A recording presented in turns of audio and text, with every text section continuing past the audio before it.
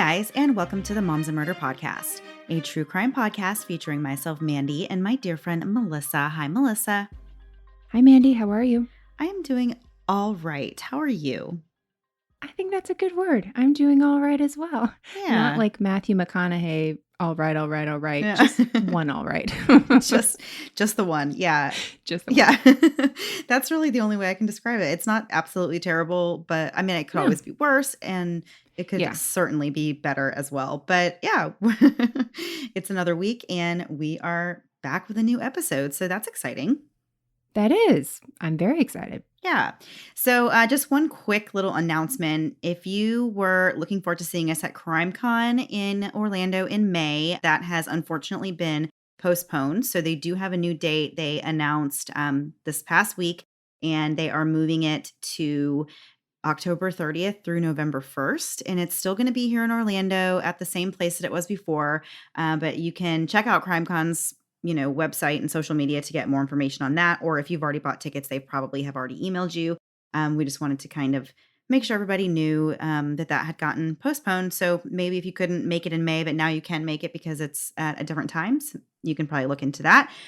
So yeah, other than that, I don't think we have anything really crazy to announce. Everybody knows what's going on everywhere because all of us are, on social media right now. So we all kind of know everything that's going on other than that. So I guess we can just get right into the episode this week. Sounds good. So the story this week is one of those where I just really didn't even have a clue where to begin because there's so much going on and there's a lot of people involved and everybody is kind of entangled in this really complex web of emotion. It's really common in true crime stories to hear of love triangles or affair situations at the heart of a crime, but this week's episode is about a love quadrangle, or as Haley, who researched this episode, put it, a love square, which I just like that term. I think love square is easier on the tongue than love quadrangle, so I'm fine with that. I'm never saying quadrangle after this moment. So the story this week takes place in Easton, Pennsylvania, and before we get into it, we're going to tell you a little about Easton in this week's segment of We Googled This City. So Easton is located in eastern Pennsylvania and as of the 2010 census had a population of around 26,000 residents. During the French and Indian Wars, Easton was a place where there were many Indian peace councils. On July 8, 1776, just 4 days after it was signed, the Declaration of Independence was read on the steps of what is now known as the Great Square. The novelist of Little Women and several other books, Louisa May Alcott was born in Germantown, which is now a part of Philadelphia. Tara Lipinski, who was the youngest in history to win the gold medal in women's figure skating in the 1998 Olympics, was just 15 years old at the time, and she hails from Philadelphia as well. So if you can tell, I'm talking about Philadelphia and other parts of Pennsylvania because Easton, gotta be honest, when you Google Easton fun facts, there's really nothing. I got to one page, and I'm sure it's a lovely place, but I got to one place, and the fun facts are just what I've read, basically. And then you click on it and it brings you to a plumbing page. So it's just, somebody was like, oh, I know SEO and know some search results, and this is how I'm going to get you to my plumbing place. So good for you, but overall it wasn't very helpful for me. And I want to be honest, but I really was looking for a way to tie this all into the new documentary Tiger King on Netflix because I am super obsessed with it, but I can't because none of the documentary takes place in Pennsylvania. But Mandy, it does take place in Oklahoma, Florida, and South Carolina. And like Pennsylvania, those are states. So this is what I'm going with. It was like a struggle bus week for me. So if you're looking for something to watch on Netflix, oh my gosh, please start this. Mandy and I just talked earlier, and we are going to recap it at the end of next week for Last Thing Before We Go, kind of like we did for Love Is Blind. Love is Blind? Yeah. It's been so long now. We're on to new things now. This is a new thing. So if you're not familiar with Tiger King, Netflix's hottest documentary has everything. It has residents you think may be from Florida but are actually from Oklahoma, droopy eyebrow rings, tattoos of bullet holes, polygamous wedding blankets, funerals where one person spends a lot of time talking about testicles, 2 words for you, Mandy, meat truck, and 2 more words for you, Carol Baskin. And lastly, all you cool cats and kittens, there is a lot of talk about a husband who may have been fed to tigers. So please, if you haven't watched it yet, Watch it, and then next week when we recap a little bit of it, you'll be caught up and you can enjoy the, oh my gosh, what's going on every single other minute the whole time. So I'm sorry that wasn't a lot about Pennsylvania, but I had to get that out there. Go ahead, Mandy. Just continue. I don't know what I'm doing anymore. So, since this story is so complicated and involves several people, we're going to start by talking about the woman that is really at the center of this ongoing feud between the two women that she was romantically involved with. Her name was Devon Guzman. Devon was born on June 9th, 1981, in Phillipsburg, New Jersey, to parents Melody and Ricardo. Devon's parents also had a son named Derek, and Devon had a very close relationship with her little brother. Melody and Ricardo divorced in 1993 when Devon was 12 years old, and she and her brother lived with their mom but continued to see their father frequently. 2 years after the divorce, Ricardo wanted a change of scenery, and he moved to Phoenix, Arizona. At that time, Devon and her brother Derek decided to move away with their dad, and they stayed there for the next 4 years before moving back east to Pennsylvania. Devon's personality was sweet and friendly, and she always put her friends and family before herself. She was full of energy and always on the go, and she always had encouraging words and hugs for anybody who needed them. As a teenager, Devon was close with two girls named Michelle and Curie. These two girls disliked each other, but both of them really loved Devon. All three of the girls eventually dropped out of high school, and Devon started working as a cleaning technician for ServPro, which you may have heard of. It's a company that does restorations after things like flooding or fires or mold. I think they're nationwide. Oh, they are. I definitely had them in my house when I accidentally flooded my bathroom a few years ago. Yeah, I think we did an episode a long time ago where somebody else in the story worked for ServPro as well. So I think we may have talked about it then too. I'm sure. At some point, Devon told her parents that she was interested in women. Both of her parents were supportive, and they really just wanted the best for their daughter, and they wanted her to be happy. Devon began an on-again, off-again relationship with Michelle Hetzel, who was one of her really good friends from high school that I mentioned before. Devon and Michelle had been friends in grade school, but they actually lost touch when Devon moved to Arizona with her father. They reconnected later when Devon returned to Pennsylvania in high school. Although the girls considered themselves to be really close, many people actually described more of a love-hate relationship between the two of them. They argued and bickered constantly, and their relationship was really just nonstop drama. The two girls would be happy one minute, fighting the next, and back to being happy again in the blink of an eye. We all have Facebook friends like this. Right. I feel like you see this a lot. Michelle was the youngest in her family after her parents welcomed her into the world 10 years after they had the child before her. Her father said that she was really spoiled and that she always got what she wanted, and that they bought her cars and clothes, and money was really no object when it came to making Michelle happy. Michelle dropped out of high school in the 11th grade, just like Devon, and went to work at an oncologist's office doing clerical work. At some point when Michelle was a minor, she had been placed in temporary foster care, but the reason for this is not publicly known. While she was in foster care, she stayed with the Bloss family and met Brandon Bloss. Brandon was 7 years older than Michelle, but they really hit it off. Brandon was an ambitious guy who studied at the University of Pittsburgh for a year and a half before attending Allentown College of St. Francis de Sales on an academic scholarship. So he graduated with a bachelor's in chemistry and math in 1996, and he had a year and a half's worth of credits towards a degree in chemical engineering. He worked as a chemist at Ashland Chemical Company by day, and he was a bartender at night. Although Brandon's family did not approve of his relationship with Michelle, the two got married on February 6, 2000. Those who knew Michelle speculated that she may have only really married Brandon to keep up appearances and to make her parents happy, even though she was struggling with her sexuality at the time. When the couple got married, Brandon knew about Michelle's relationship with Devon, but after the wedding, he began getting mad about the amount of time and money that Michelle was spending with her. Brandon wanted Michelle to completely cut off the relationship with Devon and to focus on just being his wife. Although the women were upset that Brandon was starting to get in the way of their relationship, it gave Devon time to focus on her other relationship.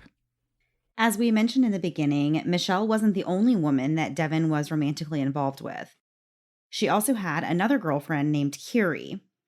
Curie and Michelle knew each other and knew that Devon was seeing them both.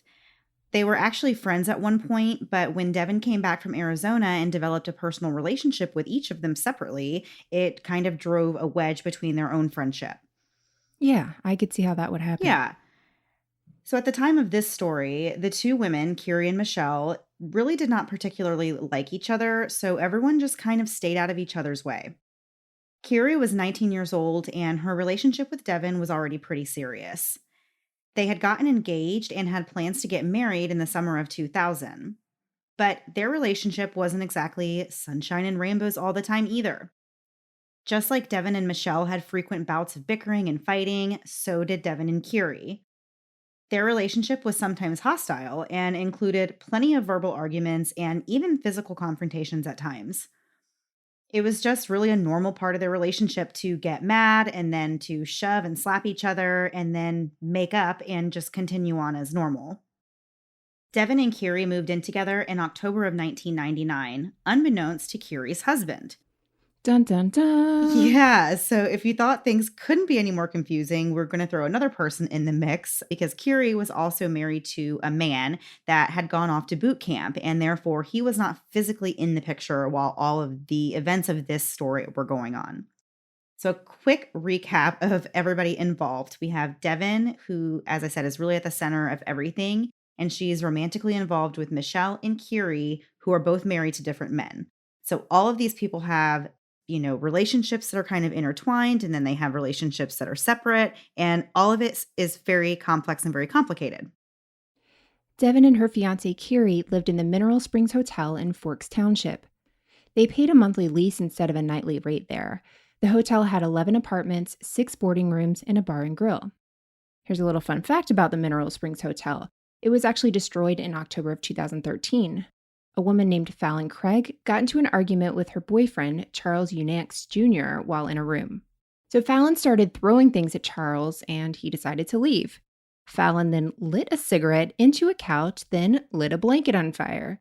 The fire department wasn't able to stop the fire before it actually took over, and 5 people were injured in the fire, and a 66-year-old resident died from burns and smoke inhalation.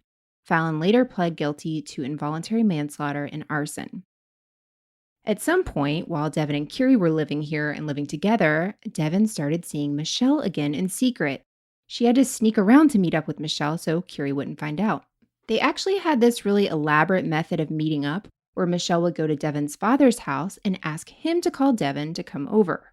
Devon and Michelle were, of course, sneaking around behind Michelle's husband Brandon's back as well. There is a lot of sneaking, and I can't even imagine how you keep all of this up. Yeah, This is, it seems very I don't like, busy. yeah, very, very busy is the right word, yes. So as one would imagine, the situation was extremely unstable. Everyone's emotions were constantly running high, and there were verbal and physical arguments between the parties involved. Tensions escalated over Memorial Day weekend in 2000 when Devon and Michelle took off on a vacation to Puerto Rico and St. Croix without telling Curie and Brandon what they were really doing. And we're going to get right into what happened on this vacation after taking a quick break for a word from this week's sponsors.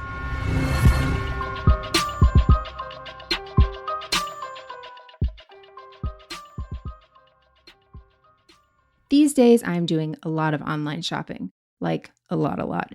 You get the idea. But do you know what could make the convenience of online shopping even better? Saving money.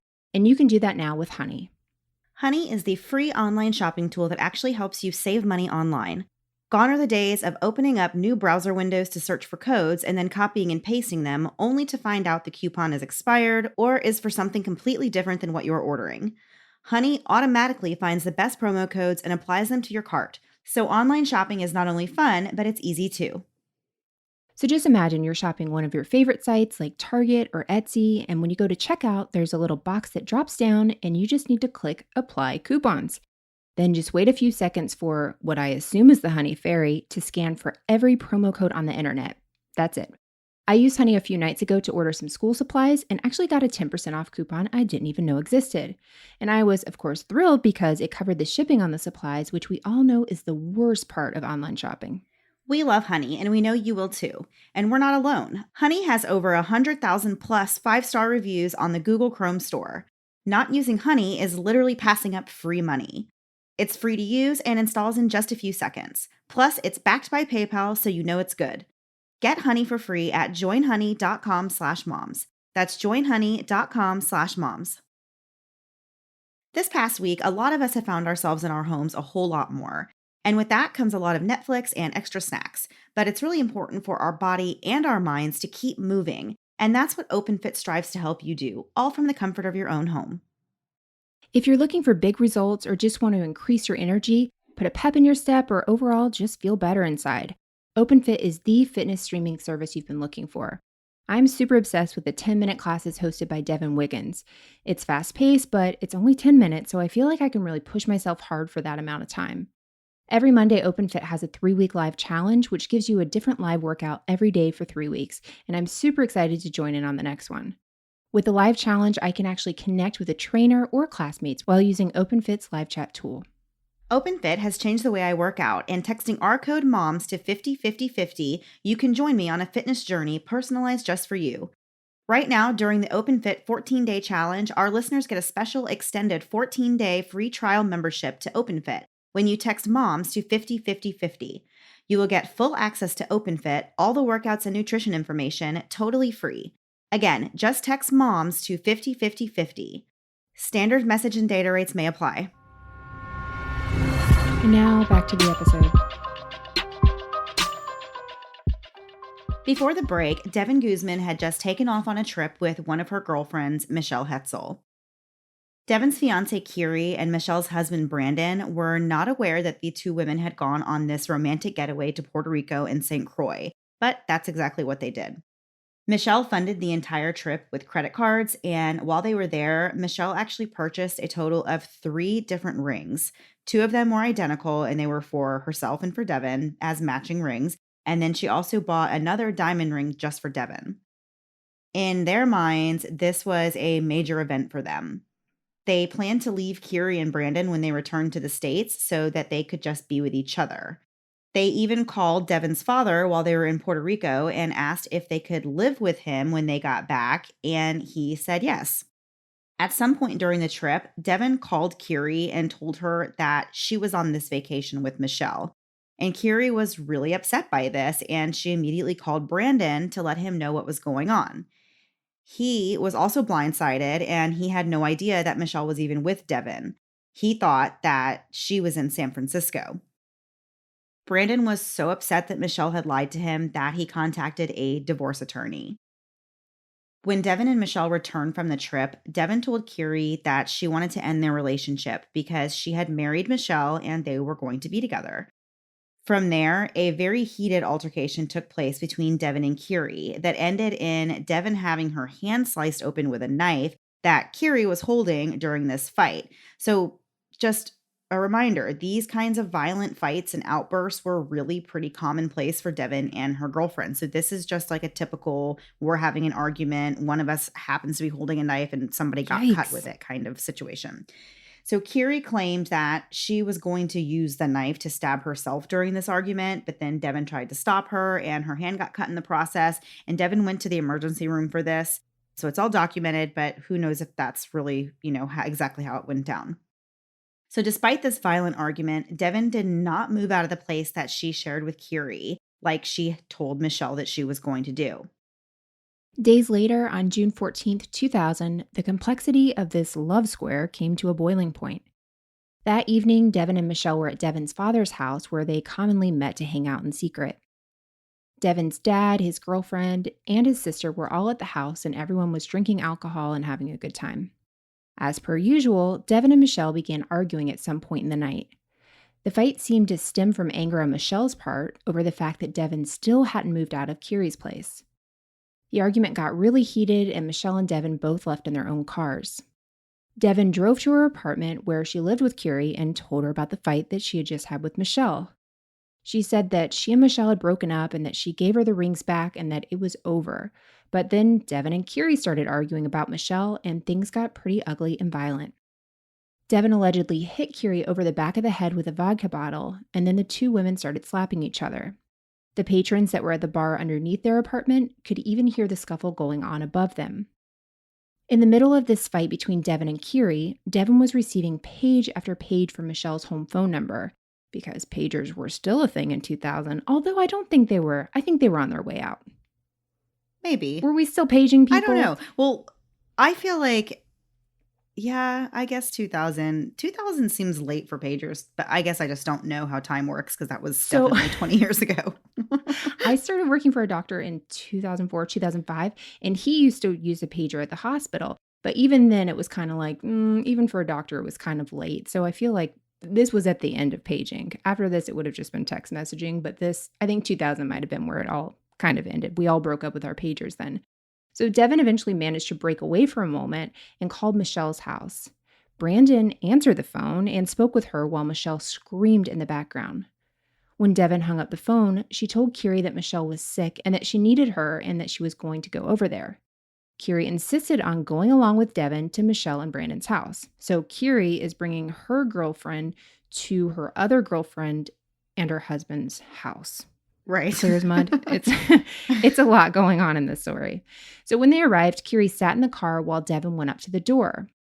Brandon answered the door, and upon seeing Kiri in the driveway, he told Devon that she needed to get Kiri out of there and that she was not welcome at his house. So Devon drove Kiri back home and dropped her off at around 11:30 p.m. that night. She told Kiri that she was going to go back to Michelle and Brandon's and that there was really nothing to worry about. That would be the last time that Kiri saw or spoke to Devon. At around 12:45 a.m., Kiri's phone rang, and when she answered, it was Michelle on the other end, and she was calling to say that Devon never made it back to their house. At 2:30 a.m., Michelle and Brandon actually drove over to Kiri's apartment, and the three of them talked about where Devon could possibly be. Michelle tried to get Kiri to call the police to report Devon missing, but Kiri wasn't quite so quick to take action on this.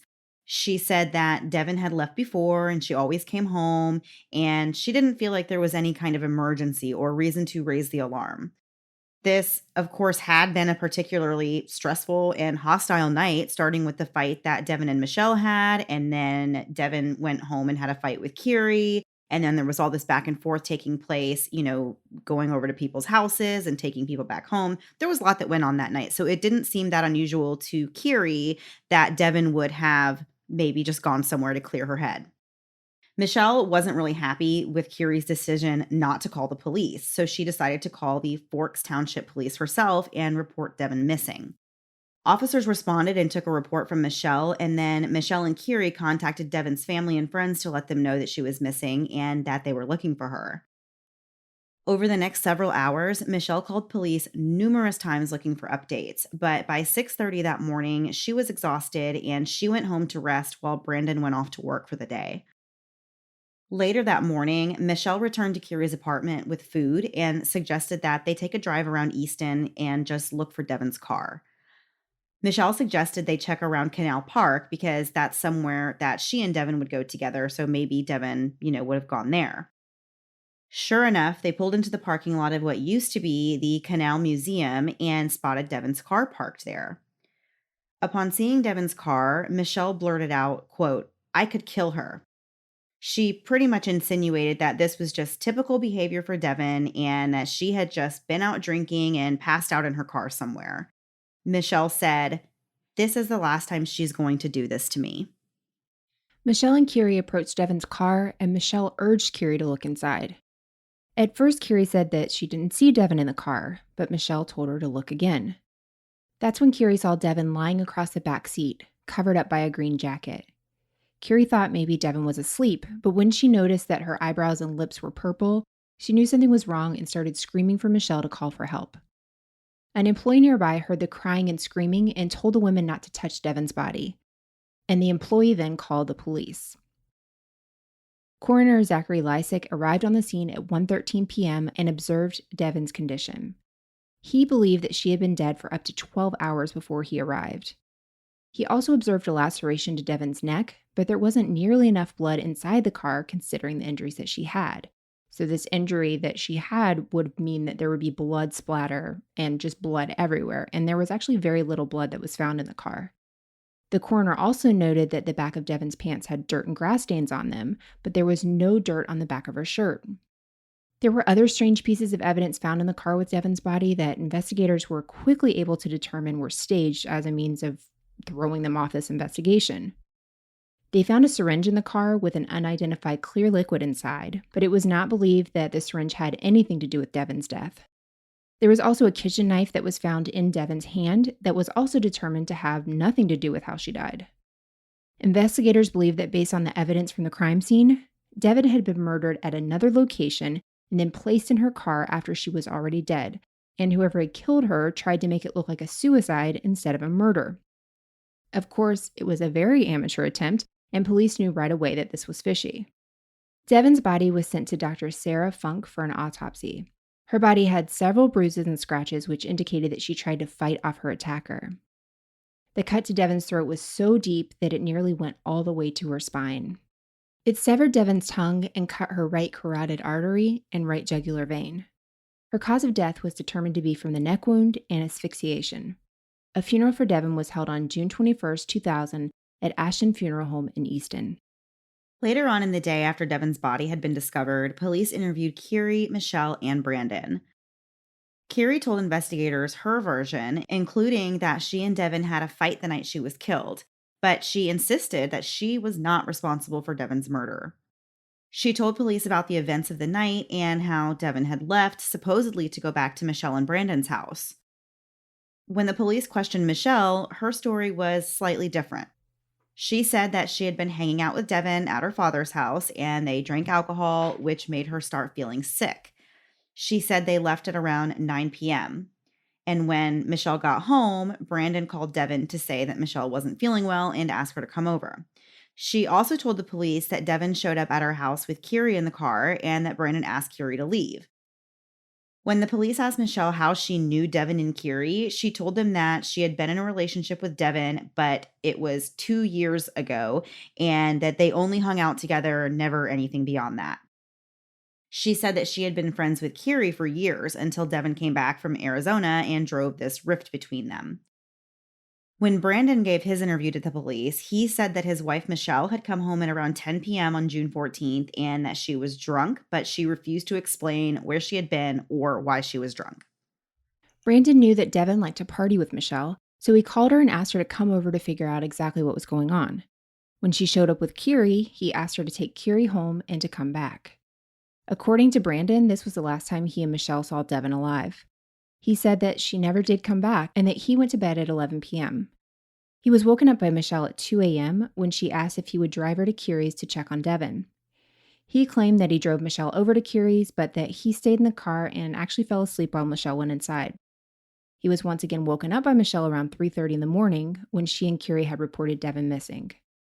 A couple hours later, Brandon said that he and Michelle went home so they could sleep a little before he went to work. The stories that Kiri, Michelle, and Brandon told were very similar, except that Kiri claimed that Brandon and Michelle were the last to see Devon alive, and Brandon and Michelle said that it was Kiri who was the last one to see Devon alive. Police still had more investigative work to do to piece together what happened to Devon Guzman and figure out who was responsible for her murder. Kiri was actually at the top of their list as far as suspects go, and Devon's own family thought that Kiri was likely the one responsible.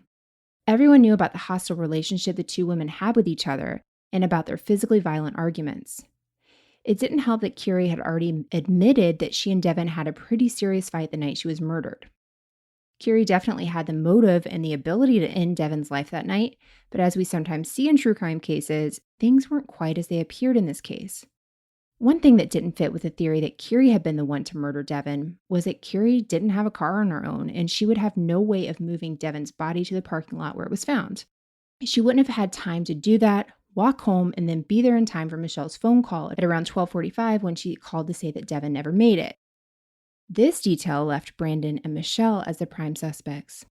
And we're going to get into the other side of the story and what investigators were able to determine through the evidence after one last break to hear a word from this week's sponsors.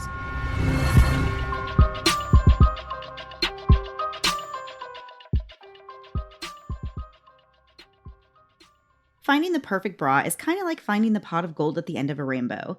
You chase a lot of rainbows before you find it, which is why we want to save you the time of chasing rainbows and introduce you to Third Love. I know buying a bra online seems a little crazy, but Third Love bras are different because they are designed to fit you, not the other way around.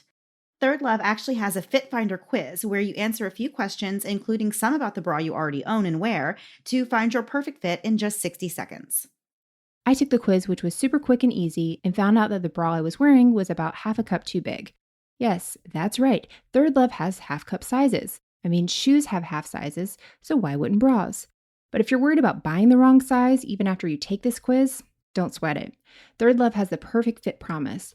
Every customer has 60 days to wear it, wash it, and put it to the test. And if you don't love it, return it and Third Love will wash it and donate it to a woman in need. Not only that, but if for some reason it doesn't fit or you don't like it, returns and exchanges are free and easy. I'm sure you'll love your bra just as much as I love mine because Third Love bras are hands down the most comfortable bra I've ever owned. There's not even a close second, really.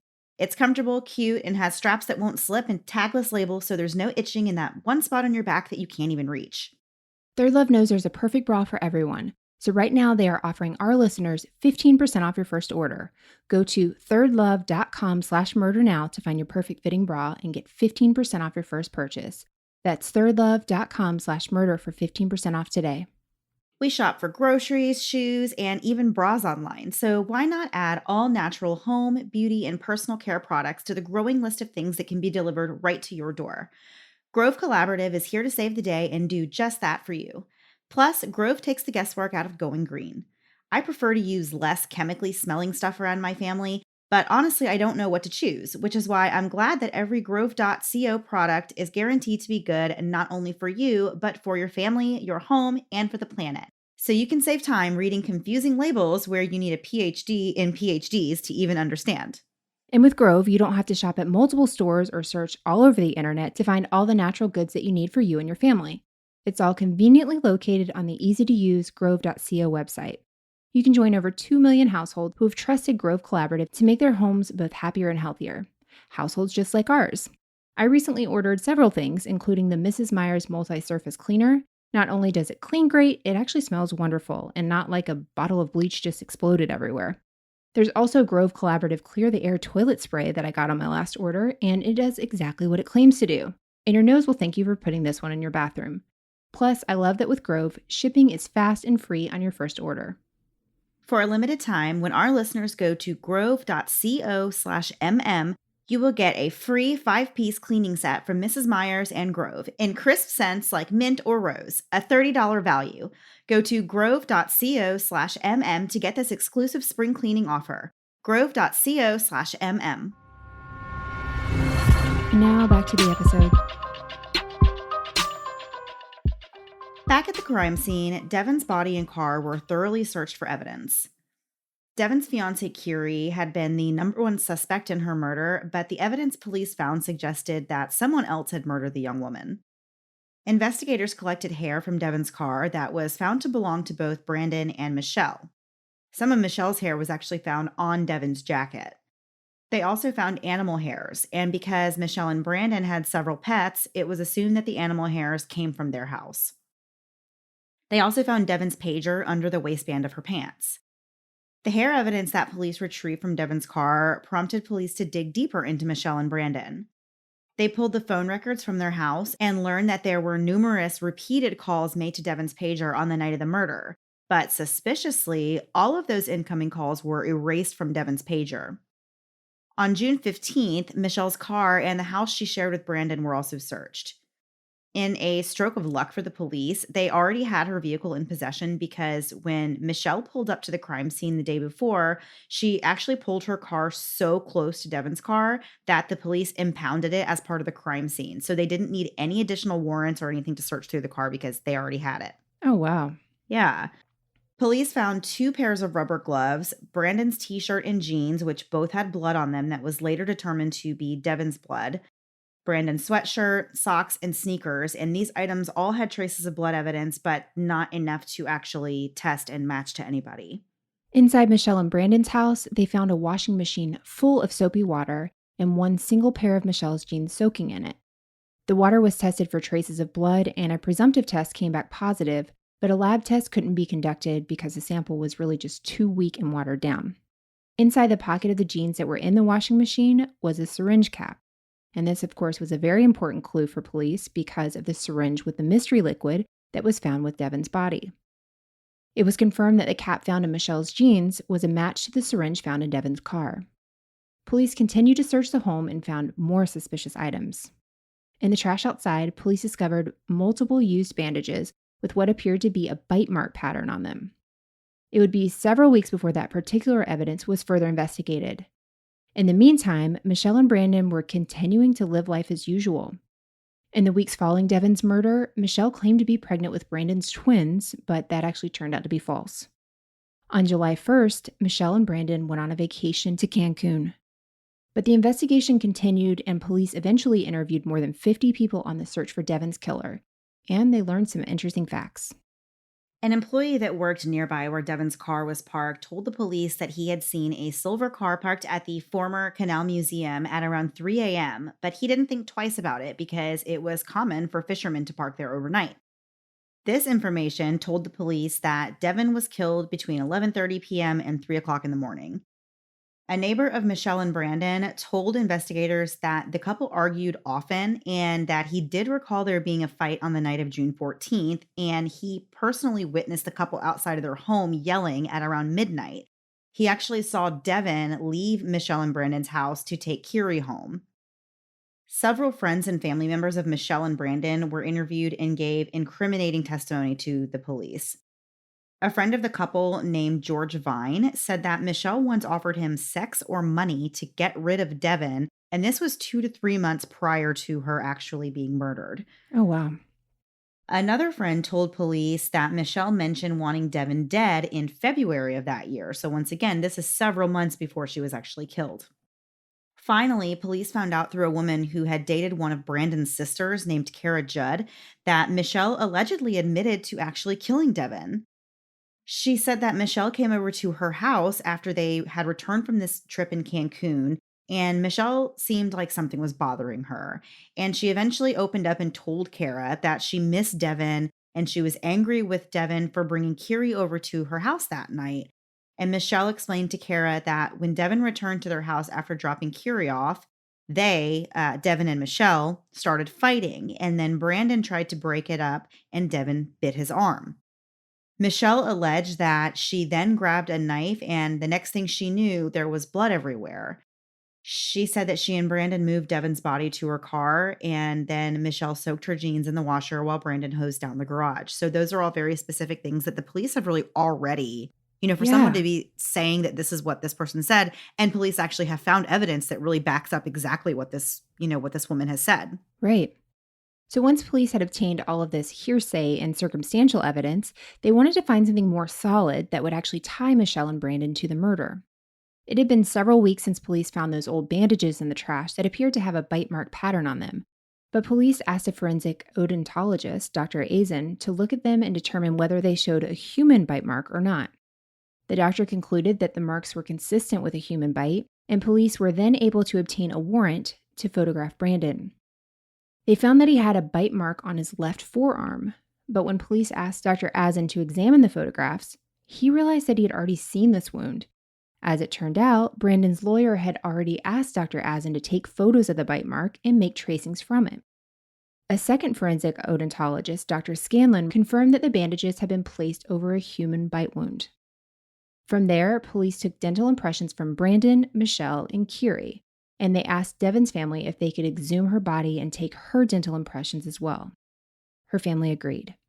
After comparing the dental impressions to the bite pattern on Brandon's wound, Dr. Scanlon found that, quote, within a reasonable degree of dental certainty that the bite pattern of Devon was the most consistent, end quote, of all the impressions. So basically, layman's terms, the bite that they found, the pattern was more than likely Devon's. Out of all the ones, that would be the most likely that it would be Devon's bite mark. On August 13th, 2000, Michelle and Brandon were both arrested at their house and charged with murder and 2 counts of conspiracy to commit murder. They were tried together, although Michelle tried to have their trials separated and actually failed. Joint trials can happen when the charges against each defendant are based on the same evidence or the defendants participated in the same act. Jury selection began on September 10, 2001 in Northampton County, and opening statements began on September 11th. Last week, we talked about another case that happened on September 11th. Shortly after opening statements in the trial, all state buildings were evacuated due to the 9/11 terrorist attacks. On September 12th, the judge in this case declared a mistrial, stating that the jurors would not be able to focus on the testimony and that some witnesses were now unavailable to testify because they were helping at the attack sites. A second jury was chosen just 12 days later, and opening statements began on September 25th, 2001. The jury consisted of 7 women and 5 men. The prosecution alleged that both Brandon and Michelle were equally responsible for Devon's murder. Michelle had a tumultuous love-hate relationship going on with Devon, and Brandon was fed up with Devon for interfering in his marriage. The prosecution also alleged that Brandon helped Michelle lure Devon to their home with the intention of killing her, and once they had done it, they placed Devon's body in her car and parked it at the former Canal Park Museum. They backed up their theory with evidence and testimony from several witnesses.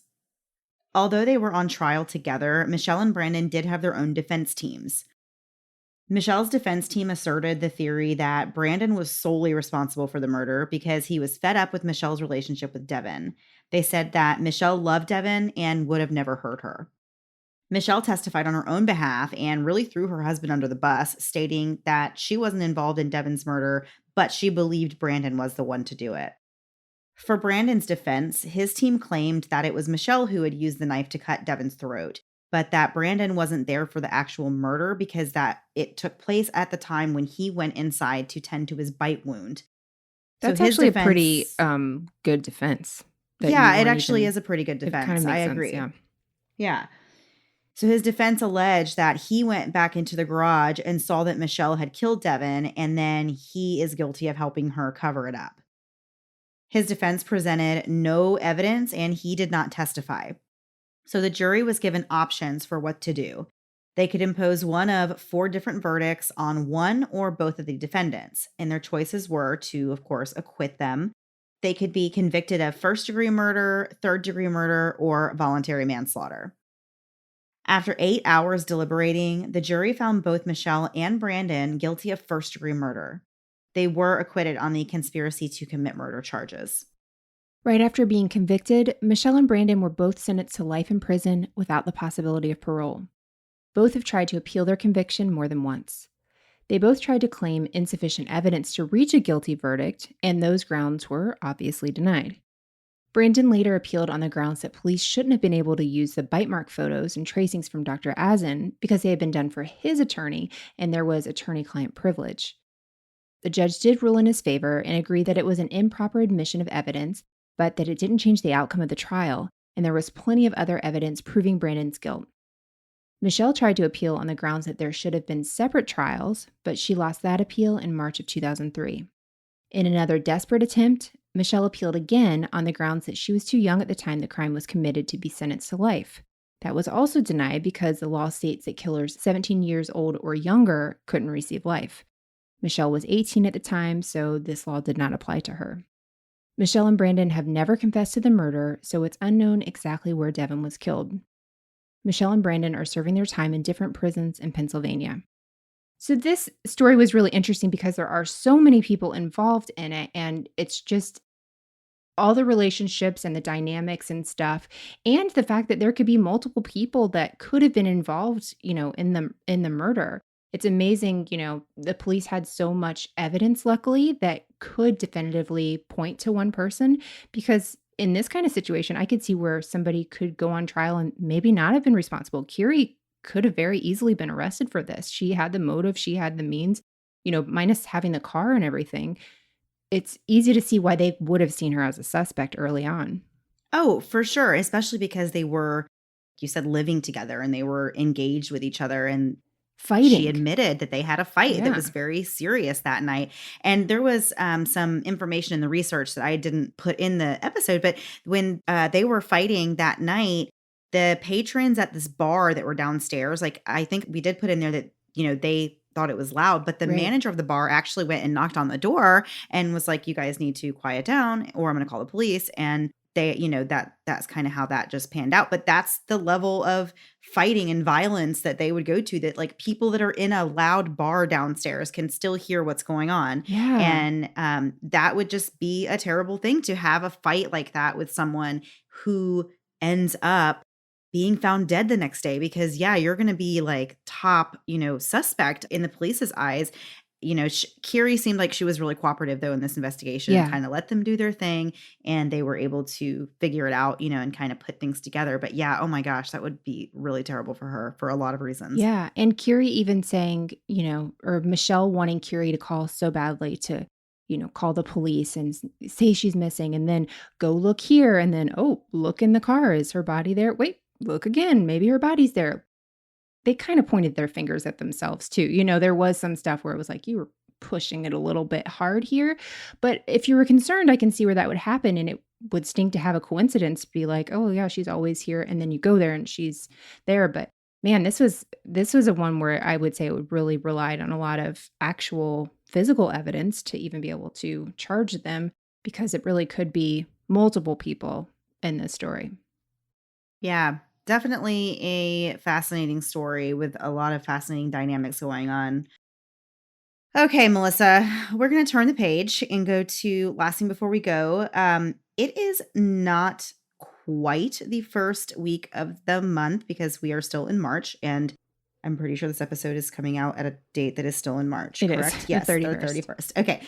But we're going to go ahead and do our hero segment this week instead of next week because, as Melissa said, we want to talk about Tiger King next week. I still have to finish it. I've watched a little bit of it, but I still need to finish it up and get caught up on all that. So we are going to do Hero this week, and then we will do Tiger King next week, and we'll be back on track after that. Yeah, it gives you guys time to watch it. If you haven't watched it, Netflix should be like telling you to watch it every day, multiple times a day. And if you haven't quite hit the play button, trust us, you need to push the play button. You will not regret it. So we have our hero email today from Erin Marr, and she writes, "Hello, moms. I wanted to write in and tell you about my hero, my OBGYN, Katie. Katie quite literally saved mine and my daughter's lives. In May of 2016, I was 32 years old and breastfeeding my 2.5-year-old son. I wasn't pregnant yet, and I found a lump in my breast. I spent the next 2 months begging doctors to listen. Within that time, I became pregnant. This is where Katie enters my story. After becoming pregnant, I went to a completely new OB in an entirely different state for help. I met her and told her about the lump. She listened. Someone finally listened. She gave me the referral to the breast care center, 1 ultrasound, 1 biopsy, and 2 weeks later, Katie sat me down and told me that I had breast cancer. She then told me that I had 2 appointments the very next day with an oncologist and a surgical oncologist. She had done all the research and referrals for me and set everything up so I didn't have to stress. I went on to receive 5 rounds of chemo while pregnant, gave birth, got 6 more rounds of harder chemo, 33 rounds of radiation, and 6 more months of oral chemo. Because of Katie, I am here almost 4 years later with a beautiful daughter and a beautiful life worth living, all thanks to Katie. She's my hero. Not only did she save my life, but now implemented a new policy in her practice to do breast checks for all pregnant patients at their first ultrasound, which wasn't the standard of care before she met me. She told me that if it saves even one other mom, it's worth it. Thank you so much for your consideration. Absolutely love the show. Got to put a little plug in for herself there, Mandy. She said a nice thing, so we'll take that. I'm just kidding. That's an amazing story, Erin. It is an amazing story. Oh my gosh. I cannot imagine what a stressful time that must have been in your life, being pregnant and having to go through something so scary. Truly makes you feel thankful for the healthcare professionals that we have that catch these things and can help us get through them. And yes, very thankful that you are here and you have your baby and everything is going great for you. Yes. And thank you, by the way, while we're here, to all the medical care professionals, people that are working in grocery stores right now, people that are on the front lines. You guys are doing so much, and we are sitting at home and we can do things like watch Netflix on Tiger King and stuff. And we really do appreciate it so much. You're putting yourselves out there for all of our families, and we really appreciate you. So we are done for this week, but before we go, we are going to play the promo for Bloody Murder Podcast. It's super fun. You guys will really like it. Make sure you check it out right after we say goodbye.